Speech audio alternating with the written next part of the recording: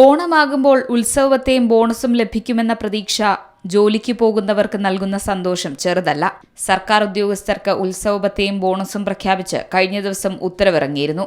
ഇപ്പോൾ ഇതാ ആറളം ഫാമിംഗ് കോർപ്പറേഷനിലെ ജീവനക്കാർക്കും തൊഴിലാളികൾക്കും 8.33% ഓണം ബോണസ് അനുവദിച്ച് സർക്കാർ ഉത്തരവായിരിക്കുന്നു. ബോണസിനും ഉത്സവത്തെക്കുമായി 17.62 ലക്ഷം അധിക തുക അനുവദിച്ചതായി പട്ടികജാതി പട്ടികവർഗ പിന്നോക്കക്ഷേമ വകുപ്പ് മന്ത്രി കെ എ തുളസിയുടെ ഓഫീസ് അറിയിച്ചിട്ടുണ്ട്. ബോണസും ഉത്സവത്തെയും നൽകാനായി ഫാം മാനേജിംഗ് ഡയറക്ടർ സർക്കാരിനോട് പണം ആവശ്യപ്പെട്ടിരുന്നു.